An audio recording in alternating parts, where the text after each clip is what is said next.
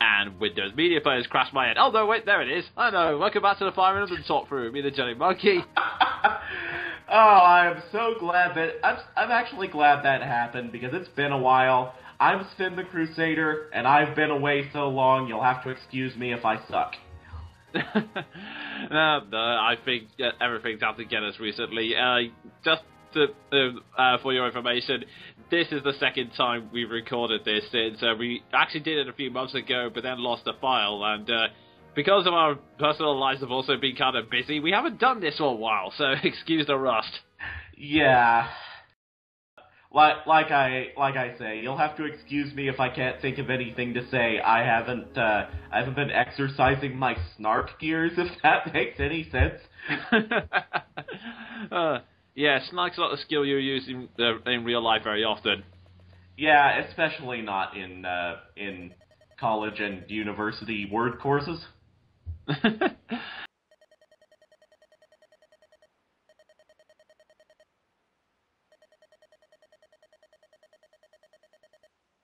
But enough of our self-pity.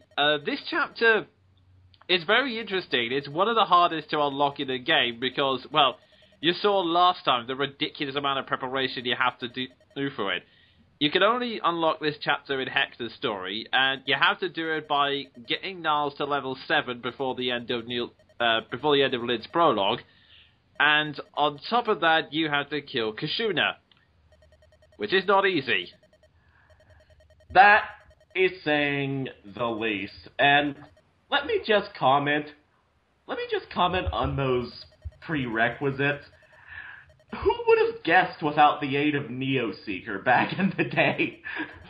Oh, geez. Well, I don't know why game developers have nasty little ways of hiding secrets like that. In fact, in the recent Pokemon game, which is released last month at the time of this recording, Pokemon X and Y, there's one Pokemon where, I'm not kidding, can only evolve if it reaches a certain level and you hold the 3DS upside down. Oh god, I saw that thing. And the sad part is, the evolution looks so much worse than the first form. It looks like Ursula from The Little Mermaid.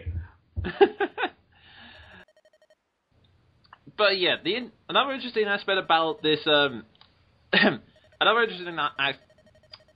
can't speak.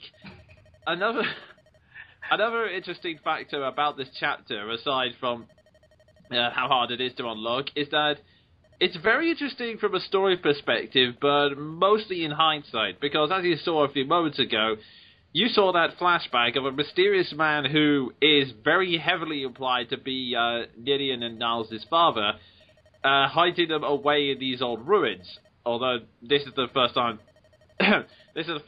we've had any kind of hinting of what their origins are.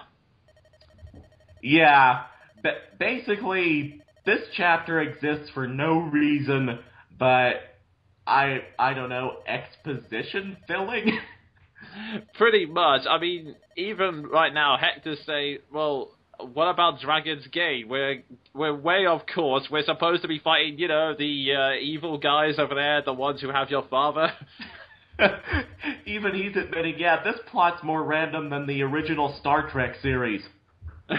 Oh, I'm just trying to get people to flame us, Sven. Do you not remember the letter bomb incident?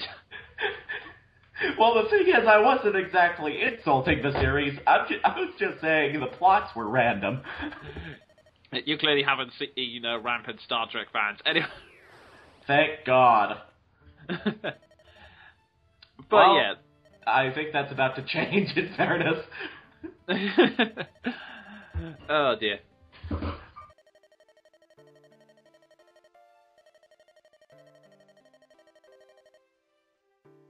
Yeah, this guy here, Theodore, he's an interesting character, well, not in terms of personality or dialogue, really, mostly this speech. He brings up an interesting factor of, basically, there's a kind of hidden mythos behind the magic system in Fire Emblem.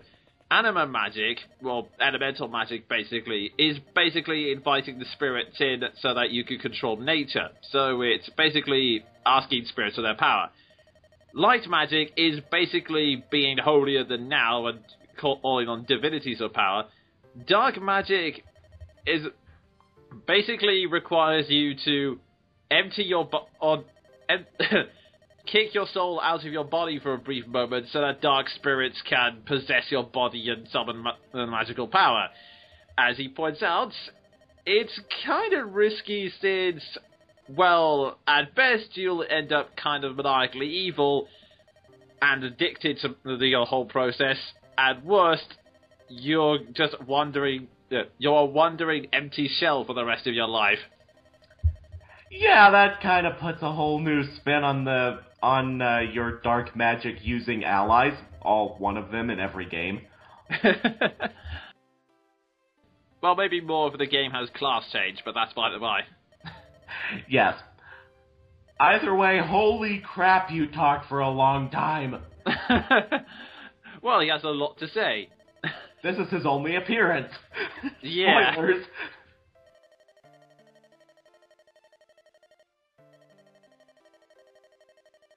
So, like I said, a lot of this story is more interesting in hindsight, because obviously, like I said, you can only play this through Hector's story, and you can only play through Hector's story after playing through Eliwood's story once. So, basically, the only way you can play it is by having to go through the game and see the ending. So, without spoiling anything for those who are following along for the first time, in which case, sorry to leave you on a cliffhanger for so long.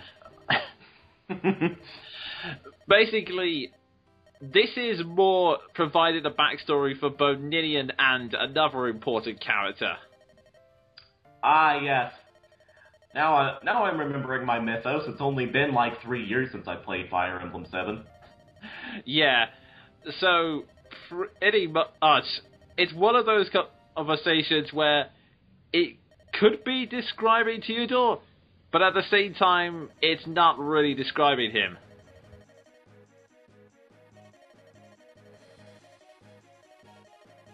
And lo and behold, the guy with the red overworld sprite is in fact evil. Yeah, we would have never saw that coming. Yeah. You know, putting it in the context of this being Theodore's only appearance, I can't help but think of him. Pulling out the Tim Curry line from Muppet Treasure Island. Upstage, lads, this is my only number. Oh dear. Although, I'm also going to say, I do kind of like his tactics. First, use monologues to get them drowsy and not concentrate, then attack. It's true. Oh dear. Holy crap, so, yeah, that was 8 minutes worth of monologuing. So, yeah, I will begin to explain the gimmick of this chapter in the moment, but first, this thief. He doesn't have a name, but I now like to officially christen him Douchey McDouche the Third. Kill him! Kill him with fire, kill him with swords, kill him with anything you have. First off, he is very high level, and as you can see, has a high chance of dodging everything you throw at him. Second, normal thief AI works like this. They will ignore everything you do and focus on trying to steal the treasure. This guy will steal anything you have that isn't nailed down, then run. Yeah. Basically, murder him. Yeah. The two of us are not the first people to experience this. Yeah. And on top of that, this guy runs through such a narrow corridor filled with very high-level knights, meaning that it's not that easy to chase after him. So, yeah, all I can say is hit him hard and hit him fast. Ow. Yeah, I meant to do that. Oh, Matthew. Getting all the projectiles on the map shot at you for the sake of stopping Douchey McDouche. Pretty much, yeah. This is the other and irritating thing about this thief. He also... the spot he's picked, there are several thieves with... There are several archers and mages who will also pelt all of their projectiles at you. And, yeah, if you're not careful, it will hurt a lot. So that's why I'm sending both Erg and Matthew in there. Well, actually, the main reason I'm sending Matthew in there is so that, if he steals our items, like he's about to do then, we can steal them back.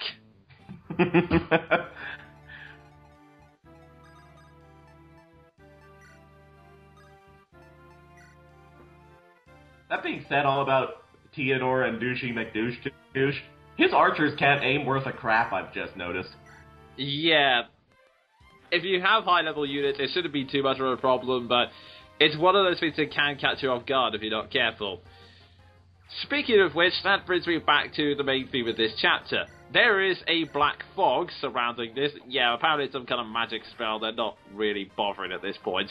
So that's pretty much obscuring everything you see. On top of that, most of the enemies consist of high defensive archers and projectile specialists. So you'll get you'll get all of the mages, you'll get lombos, and on top of that, you'll also get very specialized magic spells and styles. And you'll see more of what I mean later on. Yeah. Flux you, asshole. But don't tish.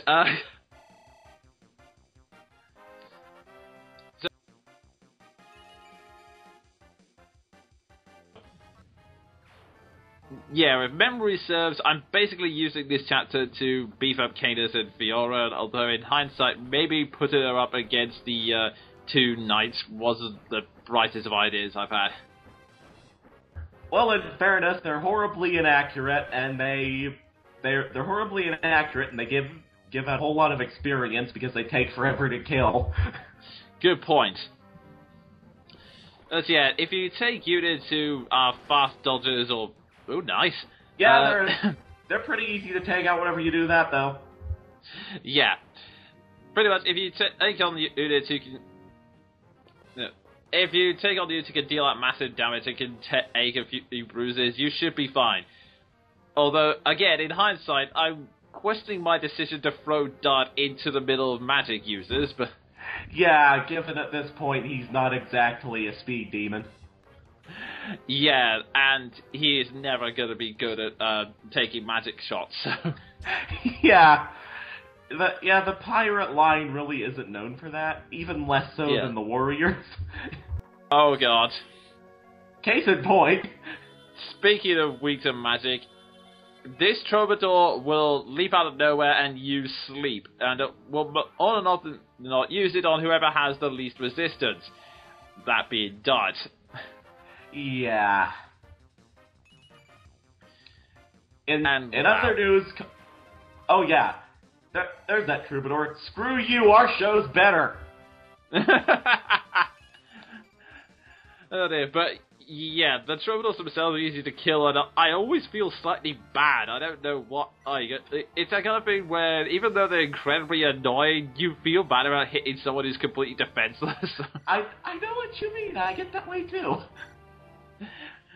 Oh dear, but yeah, you also want to watch out for the thieves, because aside from Douchey McDouche, there's a lot of them, and their main role will mostly be opening up doors and trying to nick the treasure, and of course, you can't really make them out of the dark, so even if you find out that treasure was nicked, you'll have no idea where it is. Yeah. And we have silence. I'm not sure if we've gone over this spell, but that's another completely and unremittingly annoying one. Yeah, we kind of saw similar effects in the last chapter. You remember Kashuna's magic seal preventing any magic user from using magic, basically making him a walking target. This is that the silent staff basically inflicts that onto one person for 5 turns. However, the useless thing about it is that how well you dodge it is based on resistance, so it's not likely to affect magic user. Yeah, that's the downside and what makes it really not all that threatening as an enemy spell. Yeah, and on top of speaking of useless spells, you just saw that Eclipse. In theory, Eclipse is a very deadly spell because it ignores defense and resistance and cuts your HP down in half. However, its accuracy is utter cack.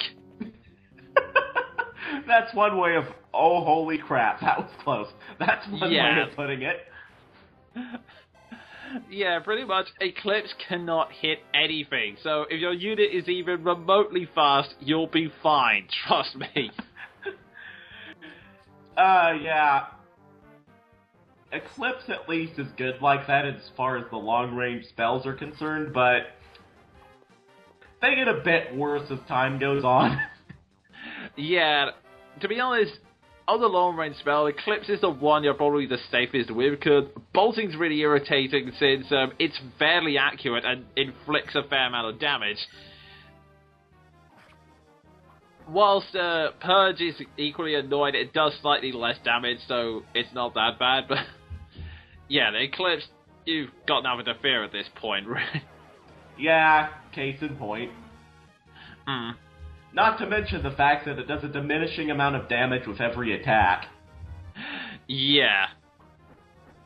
And Theodore himself is really easy if you just rush him, because if you have even a slightly weaker unit, his AI will use Eclipse on that guy. So, as you saw, I used Fiora to pretty much pound him, and Eclipse does not work at close range, so... Yeah. And even though druids are slightly better off than most magic users, they're still made of paper. I love to know the strategical mindset behind that. Ow, ow, I'm being stabbed. I should probably deal with this, but that guy over there is really annoying me. Yeah, there's a good helping of fridge logic involved, especially on the part of someone who's supposed to be well educated. Yeah.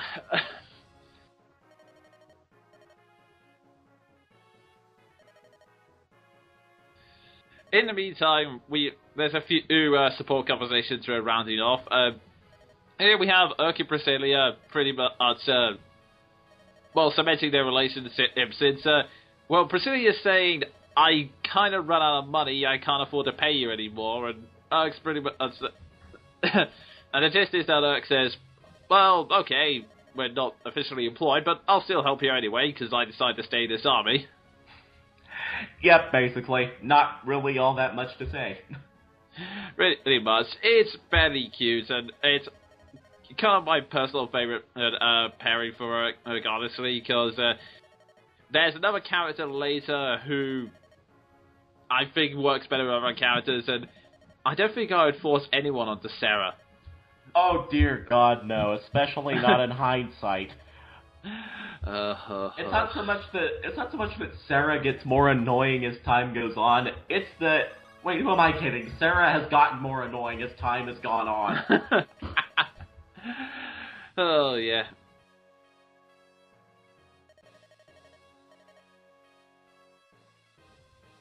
And speaking of cute pairings, we have Florina. Yeah. Poor Florina being socially awkward. Pretty much. Yeah, it's kind of the typical shy girl trying to practice talking to people when they're not looking. Wow. Suddenly I'm brought to mind of my really old days of Naruto. Shipping the crap out of Naruto and Hinata. Oh, yes. Oh, those were the good days whenever that series still made sense. Well, I guess in modern days you could call Florina Fluttershy Beta, I suppose, but...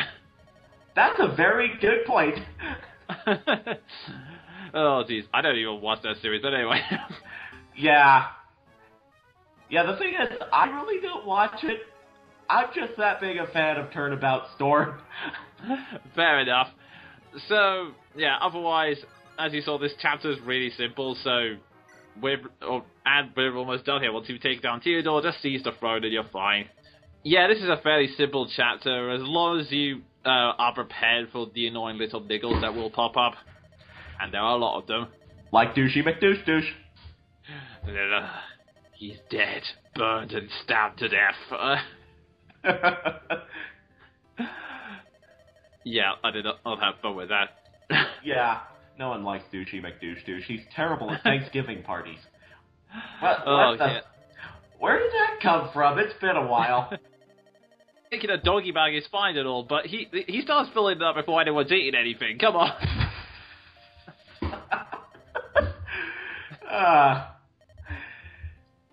I didn't actually expect that joke to go anywhere. Oh, jeez.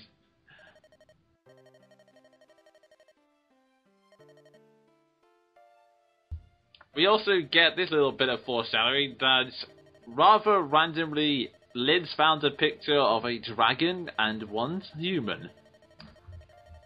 Yeah, anyone who's played this game before knows what's going on, but anyone who hasn't, welcome to actually a pretty, I don't know, impressive plot twist, or at least the beginnings of it. Yeah. Like I said, this is something that's more interesting in hindsight, because levels like this, it gives you pieces of the plot twist Sven's talking about, but it never actually outright states it. It's more one of those things where it's going, you see, this is a thing, it could possibly be a thing, but... Yeah, it never outright really states it, except until the very end credits. Kind of. Yeah. It's more those things where it never actually states it outright, but it's really hard to not put two and two together. It's like there's a 2 and a 2 in one. And this is one of them. Yeah.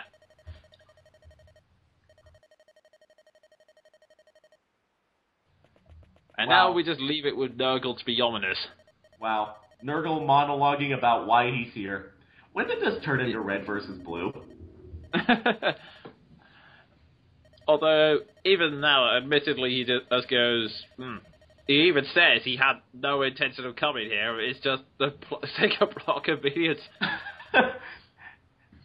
Although, actually bringing up Red versus Blue, I guess we already have Red versus Blue in his beard and cape. I'm not sure how to react to that one, so... I think it's... Like I said, it's been a while. I've been away from commentary. I haven't had an outlet for my randomness. Yeah. So, on that note, it's time to close things off. I've been the Johnny Monkey. And I've been Sven the Crusader after, what, 3 months?